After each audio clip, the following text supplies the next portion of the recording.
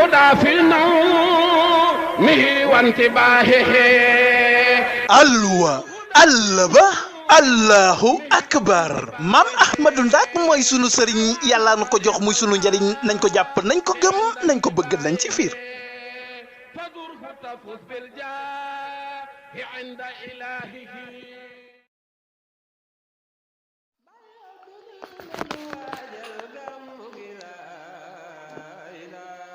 أعوذ بالله السميع العليم من الشيطان الرجيم بسم الله الرحمن الرحيم لا حول ولا قوة إلا بالله العلي العظيم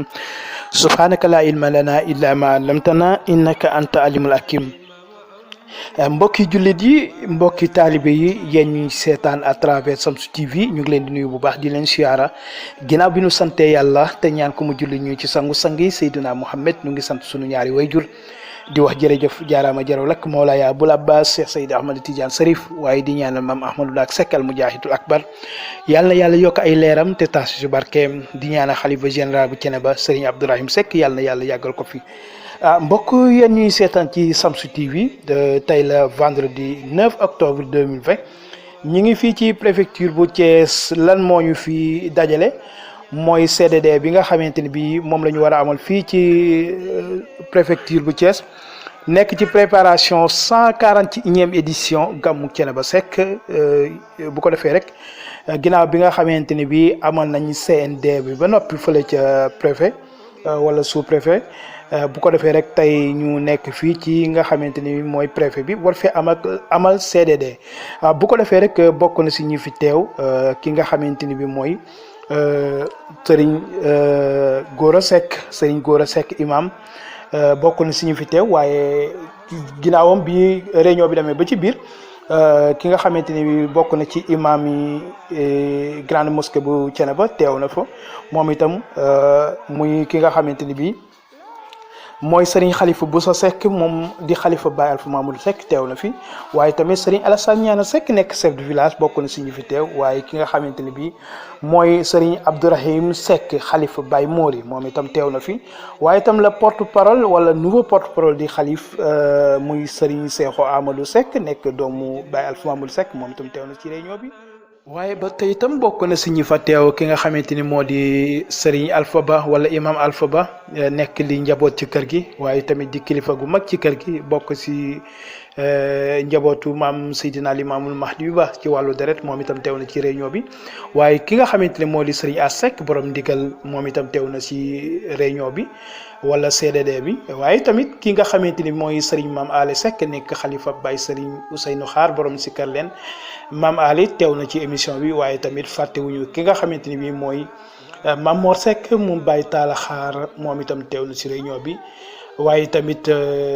njabootu ki nga xamante ni mooy njabootu wala ñi nga xamante ni ñoo di njabootu xalifa général Baye Abdourahim ñoom itam teew nañu ci émission bi ku ci mel ni taawam di Serigne Ibrahima Seck moom teew na ci émission teew na ci réunion bi waaye tamit ki nga xamante ni mooy Serigne Alpha Seck di rakkam. bu ko defee rek mbokk yi mi ngi noonu El Hadji Diop mi ngi noonu moom moo fas yéene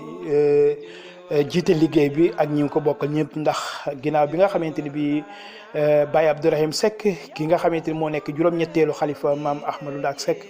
aljuma bi passé comme tey ci la defoon woo njaboot gi ñëpp ñu ñëw mu def ay déclaration yu am solo def ay nomination yu am solo lu ci mel ni ki nga xamante ni moo yor kaddu Serigne Thiénaba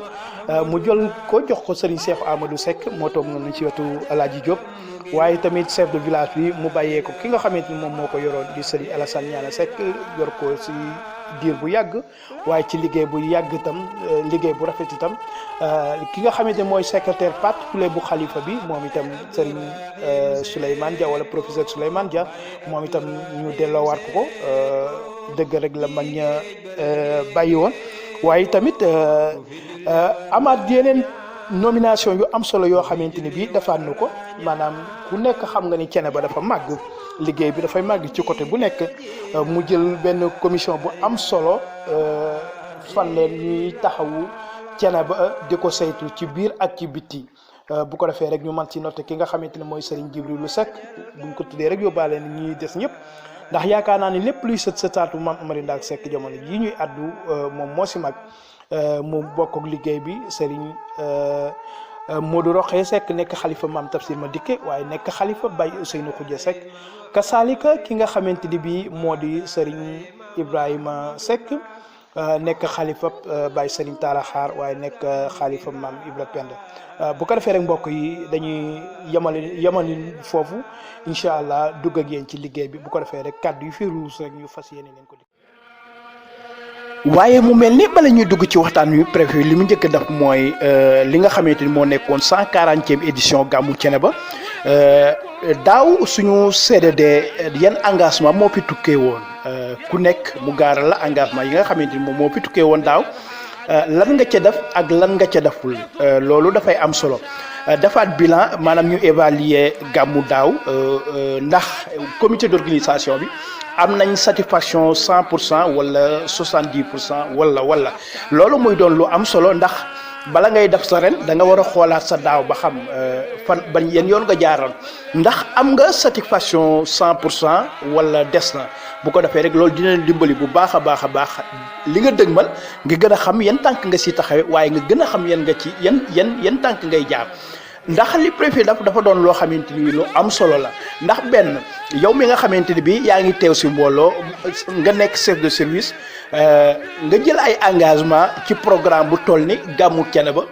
te engagement ya ngay jël daf la leer bi nga koy jël la nga wax ni di nga ko def yépp sa xol ak sa xel ak sa xalaat xam nga ni mënuloo ko wala xam nga ni doo ko def loolu dafay am solo yépp ñu noté ko que ça soit mu nekk préfet ak ñi nga xamante ni ñoo nekk comité d'organisation gàmmu gi moo xam El Hadji Diop ak ñi ñu ko bokkal ñëpp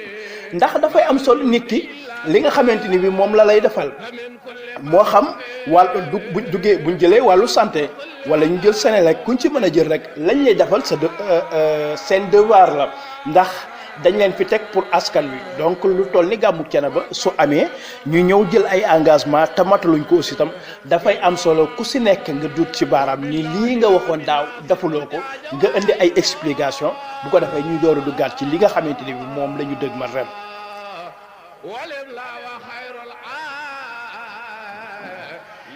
su ko defee rek mi ngi noonu dafay am solo lool ndax sa démb moo lay wonaat sa tey waaw moo lay wanaat sa tey bu ko defee rek ni ma ko waxee sànq rek mu mel ni chef de service yi yaakaar naa ni du ma ne kenn manqué na waaye ñi manqué bëriwul engagement yi aussi tam bëri na comme daaw yàlla def ñu am kàttan guñ ko mottalee waaye yàlla def aussi tam seen xel ak seen yitte yëpp ñu bàyyi ko xel bu baax a baax ci gàmmu Thiénaba ni ko xalifa bi bàyyee xel Baye Abdourahim Seck ak njaboot gi nga xamante ni bi ñoom la jël liggéey bi teg ko ci loxoom bu ko defee ji jaajëfalaat bu baax préfet bi ak équipe am ndax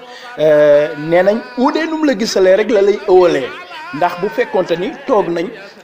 CDD bi ay kaddu yu am solo jógu fi mën na am lu bëri du fi génn waaye buñ dégloo ñi nga xamante ni bi ñooy comité d'organisation bi ku si jël kàddu bu waxee ba daaneel da ngay xam que ni kii li muy wax ñor na ko waaye tamit kii li muy wax bàyyi na ko xel bu baax a baax ndax noonu la prévu aussi tam moom itam doxalee kon bu ko defee rek liñ leen di ñaanal daal mooy bépp engagement boo xamante ni bi mbokk jël na ko fi yàlla kàttan la ba nga def de 100% loolu rek lañ leen di ñaanal ndax seen ndam mooy ndamal askan wi bu ko defee rek incha allah ñu continuer ak yéen programme bi. واشرق منها النور للمتعبد خرارة خير العالمين محمد فالاخر وانت waaye mu mel ni bala ñuy dugg ci waxtaan wi préfet li mu njëkk a def mooy li nga xamante ni moo nekkoon 140e édition gàmmu Thiénaba daaw suñu CDD yan engagement moo fi tukkee woon ku nekk mu gaaral la engagement yi nga xamante ni moom moo fi tukkee woon daaw lan nga ca def ak lan nga ca deful loolu dafay am solo defaat bilan maanaam ñu évaluer gàmmu daaw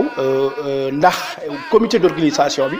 am nañ satisfaction 100% wala 70% wala loolu muy doon lu am solo ndax bala ngay def sa ren da nga war a xoolaat sa daaw ba xam fan bañ yéen yoon nga jaaroon ndax am nga satisfaction 100% wala des na bu ko defee rek loolu dina dimbali bu baax a baax li nga dëgmal nga gën a xam yan tànk nga si taxawe waaye nga gën a xam yan nga ci yan tànk ngay jaar ndax li préfet dafa doon loo xamante ni lu am solo la ndax benn yow mi nga xamante ni bi yaa ngi teew si mbooloo nga nekk chef de service nga jël ay engagement ci programme bu toll ni gàmmu Thiénaba te engagement ya ngay jël dafa la leer bi nga koy jël la nga wax ni di nga ko def yépp sa xol ak sa xel ak sa xalaat xam nga ni mënuloo ko wala xam nga ni doo ko def loolu dafay am solo yépp ñu noté ko que ça soit mu nekk préfet ak ñi nga xamante ñoo nekk comité d'organisation gàmmu gi moo xam El Hadji Diop ak ñi ñu ko bokkal ñëpp ndax dafay am solo nit ki li nga xamante ni bi moom la lay defal moo xam wàllu bu duggee buñ jëlee wàllu santé wala ñu jël Senelec kuñ ci mën a jël rek lañ lay defal seen devoir la ndax dañ leen fi teg pour askan wi donc lu toll ni gàmmu Thiénaba su amee ñu ñëw jël ay engagement te mataluñ ko aussi itam dafay am solo ku si nekk nga dut ci baaraam ni lii nga waxoon daaw defuloo ko nga indi ay explication bu ko defee ñuy door a duggaat ci li nga xamante ni bi moom la ñu dëg ma ren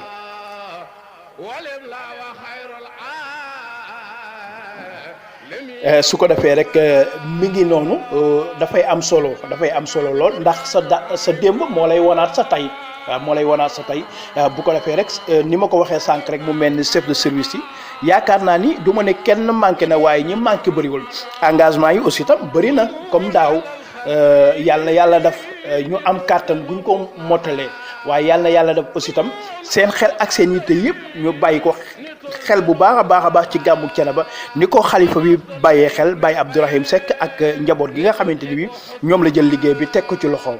bu ko defee di jaajëfalaat bu baax préfet bi ak équipe am ndax nee nañ uudee nu mu la gisalee rek la lay ëwalee ndax bu fekkonte ni toog nañ CDD bi ay kaddu yu am solo jógu fi mën na am lu bëri du fi génn waaye buñ dégloo ñi nga xamante ni bi ñooy comité d'organisation bi ku si jël kàddu bu waxee ba daaneel da ngay xam que ni kii li muy wax ñor na ko waaye tamit kii li muy wax bàyyi na ko xel bu baax a baax ndax noonu la préfet aussi tam moom itam doxalee kon bu ko defee rek liñ leen di ñaanal daal mooy bépp engagement boo xamante ni bi mbokk jël na ko fi yàlla kàttan la ba nga def de 100% loolu rek lañ leen di ñaanal ndax seen ndam mooy ndamal askan bi bu ko defee rek incha allah ñu continuer ak yéen programme bi. وأشرق منها النور للمتعبد خرارة خير العالمين محمد فلا خرو أن تلفى waaye mboolem loo xam ne jàngat nañ ko fii rek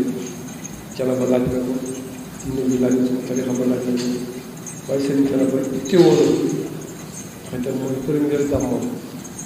soo seetloo président teewee rek bokk na ci ñu ko waxoon ni ko mu gunge sëriñ bi ci gàmmu bu njëkk ndax kilifa diine événement bu njëkk dafa mën a am impact bu mën a def ci diggante ak taalibe yi ak dëkk bi ak ñoo ko yaakaar te Thiénaba dëkku yaakaar la dëkku diine bi kon ñu ngi jooyaat loolu ci turu sëriñ bi di wax ni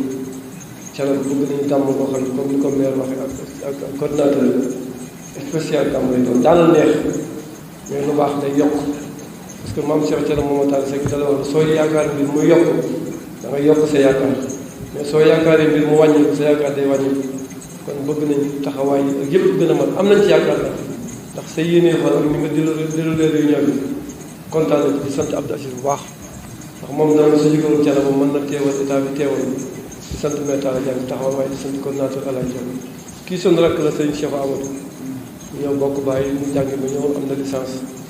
di bokk ci xale yi xëy sëñ bi estimé loo xam set na ñu def ko porte parole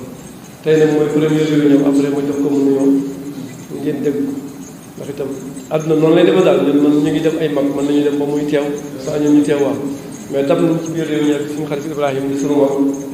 imam ca dëkk ba sëriñ Gora Seck imam ca dëkk ba sëriñ Talla Seck imaamu Thiénaba Kajoor am na délégation bu jógee Thiénaba Kajoor sëriñ Talla Seck ak suñu xaasam Seck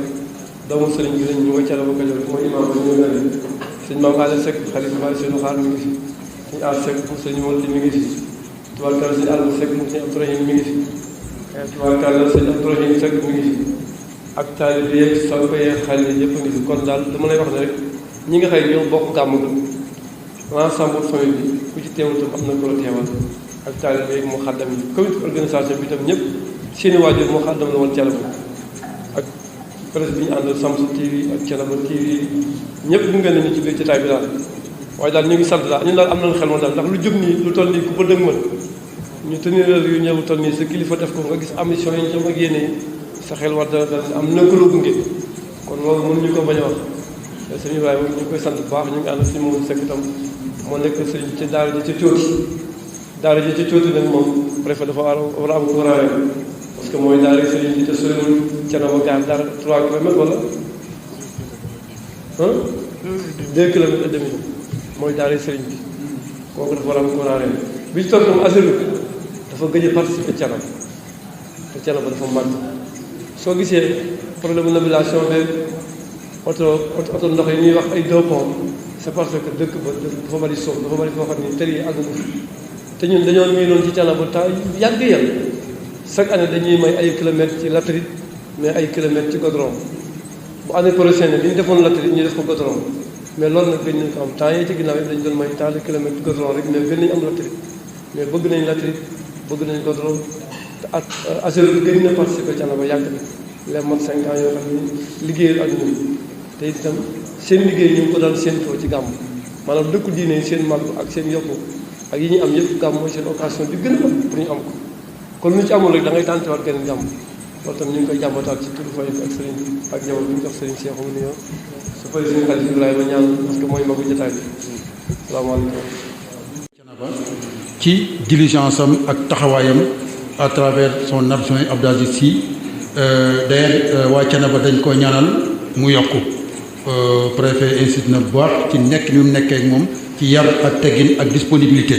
kon loolu ñu ngi la koy seedeel yow mi nga xam ne ay kilifaam mais aussi di am mbégte préfet ci ni nga doxalee réunion bi da nga ko oyofal da nga ubbeeku nit ñi mën a exprimer bu baax a baax wax seen soxla ku laaj kàddu nga jox ko kàddu ci yar ak teggin kon sa taxawaay boobu sa yar ak sa teggin ñun sentir nañ ko parce que am nañ ci expérience loo xam ne def nga ci ñaar fukki at ak nangam tase nga ak préfet bu ne gouverneur bu ne ministre bu nekk tey mën naa seede ni sa taxawaay bii tey ak si ni nga doxalee réunion bi ñun rafetlu nañ ko réy na ci ñun te incha allah noonu lañ ko waxee suñu kilifa muy Baye Abdourahmane Seck xalif général bu Thiénaba di remercier monsieur le maire de la commune de Thiénaba boo gisee ma ni gàmmu ren gi dina neex parce que su ma maire daree fii conseil Abdou ñu ngi darma fii je crois que dina neex parce que ñoom ñëpp dañoo bëgg njàmbaar dañoo bëgg waa góor di demande di remercier tous les chefs de service yi fi présenté yi fi taxaw yëpp ñu ngi leen di remercier comité d'organisation mi ngi remercier tous les chefs de service sans exception ci démb ak tey ak suba ñu ngi leen di jaajëfal bu baax a baax di ñaan gàmm gii téeméeri gàmm ak ñeent fukki ak benn mu nekk gàmm goo xam ne day gàmm gu neex lool ndax moo nekk premier gàmm Baye Abdourahmane Seck mais aussi di fàttaliku ginnaaw di ñaanal Baye Cheikh Ahmed Seck xalifa général bu Thiénaba bi fi jógee nga xam ne wax dëgg yàlla taxaw na liggéey na lu rëy rëy ci biir Thiénaba ci gàmmu Thiénaba ñu ngi koy jaaj ñaanal yàlla tabal ko añaan ci Louga comme ni ñu ko daan waxee mais aussi di la ñaan préfet en tant que préfet du département de Thiès su gàmm gi desee quelques jours nga ñëw évaluer tous les services tout ce qui se passe nga ñëw Thiénaba ñu toog ñu dalal la sëriñ bi dalal la comité bi dalal la ñu yenn fa s'il le faut évaluer point par point su ko defee day permettre déwén incha allah bu ñu ko fekkee jàmm dañuy xam fi ñu tàmbalee li ñu laaj fu mu yem ak lan moo ci des pour ñu dolli ko di remercier encore tous les chefs de semée la famille de Thiénaba tey man en qualité de coordinateur du Gamou de Thiénaba dafa yomb ci man dafa oyof lan moo ko waral mooy ñëpp ñi ma dal tey Thiénaba kenn desul ñëpp a ngi fii teew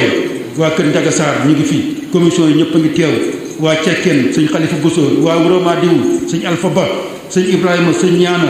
porte parole dégg nga waa mairie bi ñëpp ñoo doog sama wet dégg nga waaw sëñ Alpha Ba ñëpp lay ñaanal ñëpp lay gërëm ñëpp lay kontaan parce que dar ngeen ma jàppale ngeen pendant 20 quelques années ngeen am ci man confiance man mu ñàkk solo mi mais terewul yéen a ngi ànd ak man di ma conseil di ma jàppale di ma gunge ci mission bi nga xam ne Serigne Thiénaba moo ma ko jox yàlla na ko yàlla eggale may Baye Abdourahmane wér ak fan gudd ak sutur ak teranga gàmm gi yàlla neex lool wasalaamaaleykum wa rahmatullah. waaye balaa ñu koy yëkkati ñu feddaliwaat rek nuyoo ak jaajëfal ci ñépp ñi nga xam ni tey jii teew nañ fi teew fi ngir yitte bu ko mat nag may delluwaat di rafetlu lool teewaayu comité d'organisation bi ci ni ñu dikke Pastef gin ci àndal waaye tamit organisation bin ci àndal parce que un comité d'organisation dafa war a mën a xam nu muy organiser boppam ba pare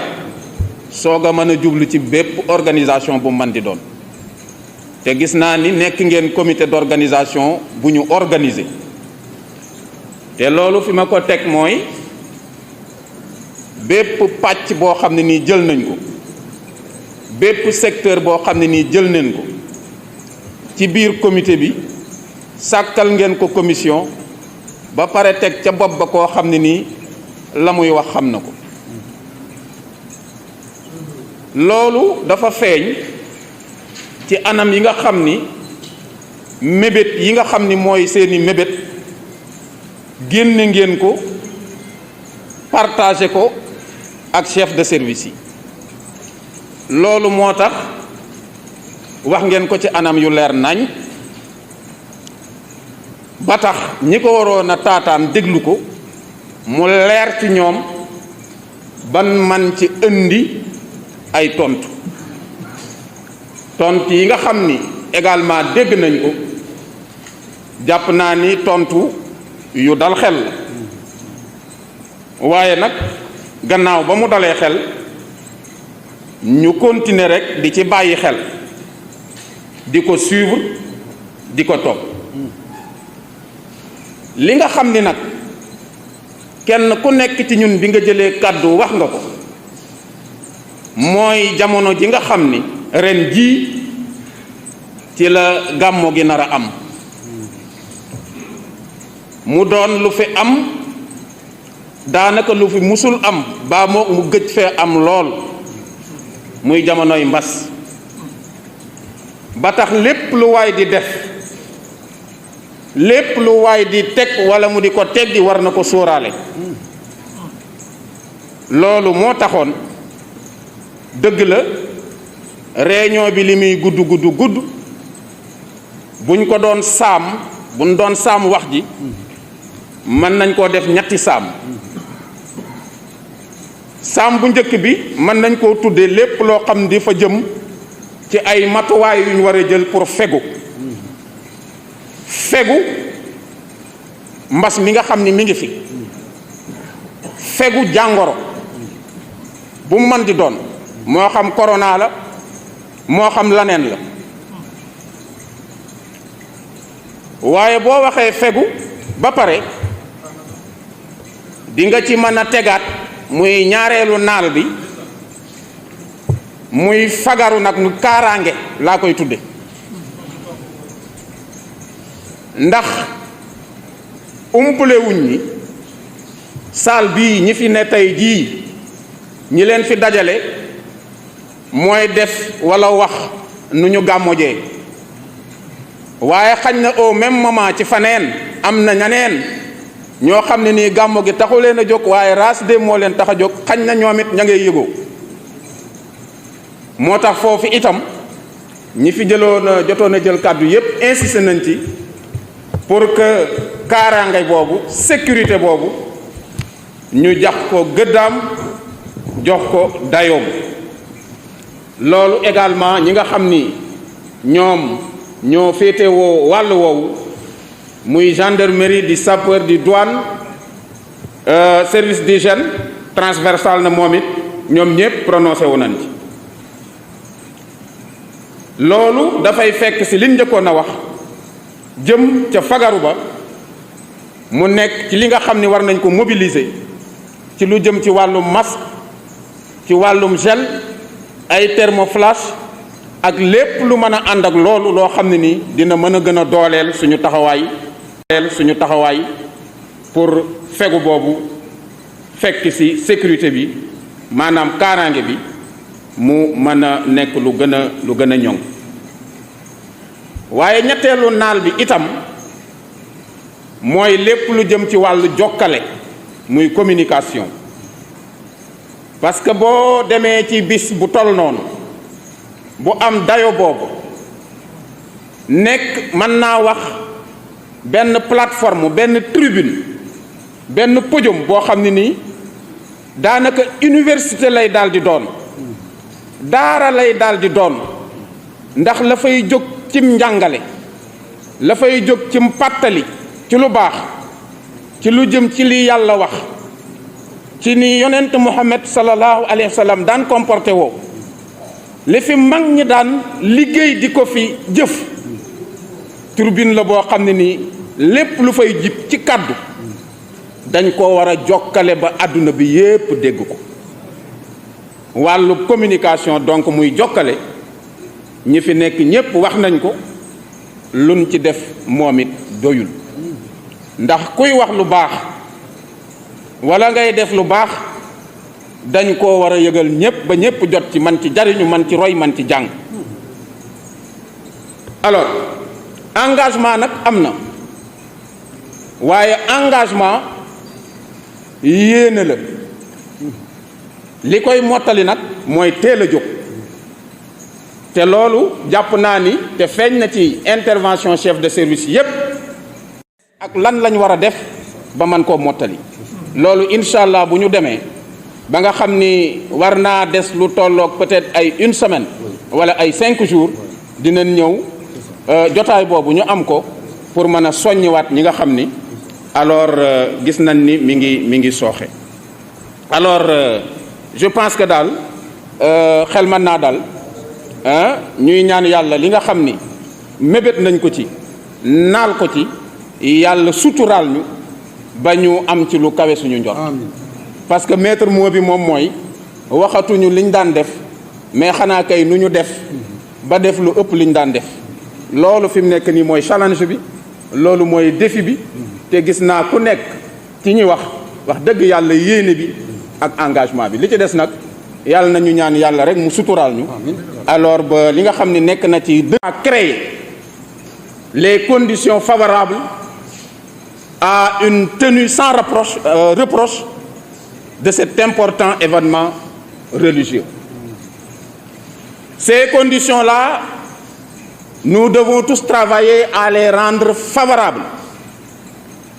Favorables à un bon recueillement, favorables à de ferventes prières, telles que nous l'avons toujours connu à travers ces événements-là. Nous tous, nous savons que Thiénaba fait partie des foyers lumineux du Sénégal, d'où a toujours jailli cette lumière-là qui a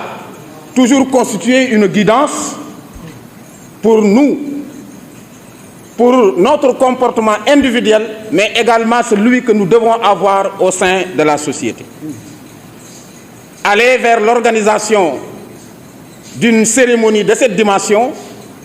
doit donc requérir de chacune et de chacun de nous beaucoup de mobilisation, beaucoup de vigilance pour que soient créées les conditions favorables à ce recueillement et à ces prières-là. Que ces conditions-là soient des conditions de sécurité, des conditions d'hygiène publique, mais des conditions de quiétude et de sérénité, seules capables de nous permettre de prier ardemment, de nous recueillir comme il se doit. Et je me réjouis de constater les diligences déjà apportées par le comité d'organisation lui-même, qui a déjà commencé par s'organiser en son sein, de manière à pouvoir restituer sans équivoque, avec clarté et précision, l'ensemble des doléances et autres attentes, et qui ont été du coup bien reçues, bien comprises par les chefs de service ici présents, qui ont eux aussi fait montre vraiment d'intérêt, d'engagement pour que véritablement cet événement religieux puisse connaître, comme par le passé, le succès que nous tous nous attendons justement de cet événement-là. En tout cas, l'engagement est là La volonté est là. Prions Dieu de nous préserver de tout trébuchement pour que résolument nous allions vers cet événement, que nous puissions le réussir avec brio malgré l'épaisseur et l'énormité du défi lié, n'est-ce pas, à la présence de la pandémie dont nous avons parlé tantôt. Je pense que notre volonté aidant, notre foi aidant, notre engagement aidant, nous pouvons en tout cas très facilement relever ce défi-là. Donc je me réjouis encore une fois d'avoir présidé cette rencontre, d'avoir constaté cet engagement commun et vous rassurons également de notre disponibilité permanente pour en tout cas assurer le suivi de l'ensemble des engagements qui viennent d'être pris. Et sur ce, réitérer ma volonté de tenir, n'est-ce pas, une réunion de partage. maa ngi leen di nuyu te di leen sant nuyoo beeg cant gi it nag mën naa bañ a sori lu ko waral moo di ay jëmm dañ fay jiitu woon yoo xam ne yi ñooy man may ñoom muy sama rak yi chef de village a ngi ni toog porte-parole a ngi ni toog imam Góora toog Alaaji Jóob toog sunu kilifa bu baax gi Alpha Mamadou Ba di kilifa ci wurama di toog taawu xalifa bi toog kon ñi fi nekkoon ñooy man loolu moo ma baaxee ba tax ma mën a yéex a ñëw ndax barab boo fa sa genn wàll nekkee mën ngaa ne ci leneen ba ci kanam nga doog a ñëw kon ñoom ñi nga xam ne ñu am farlu jiitu si ma ba tax ma mën a yéex a ñëw tuuti maa ngi leen di sant te di leen gërëm te di leen ñaanal mission bi nga xam ni moom la ñu jógtee yàlla kàttanal leen ba ñu am ci ndam ndax sëriñ bi wóolu na leen waaye fa tabaarakallaahu kóolutiifu sëriñ bi dëppoo na ak kóolutiifu jaami yàlla yi ci yéen ak yéene yi jaami yàlla yi ci yéen ba bëgg nañu ngeen réussir et kon préfet département yaag sa sous-préfet sunu maire Abdou ñu ngi yéen ñi nga xam ni yéene fi ne di ñun ñuy yéen nu ngi leen di ñaanal mission bi leen chef de l'état jox ngeen am ci ndam ba chef de l'état lu mu leen joxoon ren bu déwénee mu jox leen lu ko ëpp ñoo ngi koy ñaan ci yàlla yomb na yàlla na leen ko yàlla defal kon wax ji dama koy yemale foofu ndax lu ma waroon a wax sama njaboot gi fi ne waxal nañ ma ko dañuy ñaan rek yàlla bi nga xam ne moo mën a matal yàlla matalal nu mbir yi ba luñ ci yéene yàlla defal na ci lu kaweeto nu njort te mooy gàmmu gi réussir nu am jàmm leen ciy ñaan yàlla nangu ko nu dund defaat ko ay gàmmu gu mujjee ñëw rek gën a rafet nga jàll yomb na yàlla nañ ko yàlla defal ku fi teew ku ne bu dundee ba déwén yàlla da nga yokk ba yëg ni yokk nga ci barke yonent bi sallallahu alayhi wa sallam yomb na yàlla na ko yàlla def kon doon jàng Faatiha Falaq ak Naas julli ci yonent bi sallallahu alayhi wa sallam yàlla na yàlla may nu jàmm zahir ak baatin lii nga xam ne moo jaaxal réew mi yàlla na ko fi yàlla jële ko ci adduna bi te indi na xéewal gu yaatu boo xam ne ñëpp dañ ciy gis seen bopp yomb na yàlla a'uuzu billahi mina shaytaani rajiim bismillahi rahmaani rahiim alhamdulillahi rabbil aalamiin arrahmaani rahiim maliki yawmi diin iyyaaka na'budu wa iyyaaka nasta'iin ihdina siraatal mustaqiim siraatal laziina an'amta alayhim ghayril maghduubi alayhim wa lad-daalliin qul a'uuzu bi rabbil falaq min sharri maa xalaq wa min sharri ghaasiqin idhaa waqab wa min sharri nafaasaati fil 'uqad wa min sharri haasidin idhaa hasad qul a'uuzu bi rabbin naas malikin naas ilaahin naas min sharri waswaasil khannaas allazii yuwaswisu fii suduurin naas minal jinnati wan naas اللهم صل على سيدنا محمد صلاة تنجينا بها من جميع الأهوال والآفات وتخرجنا بجميع الحاجات وتطهرنا بها من جميع السيئات وترفعنا بها عندك أعلى الدرجات وتبلغنا بأقصى الغايات من جميع الخيرات في الحياة وبعد الممات اللهم صل على سيدنا محمد الفاتح لما أغلق والخاتم لما سبق ناصر الحق بالحق والهادي إلى صراطك المستقيم وعلى آله حق قدره مقدار عظيم سبحان ربك رب العزة عما يصفون وسلام على المرسلين والحمد لله رب العالمين.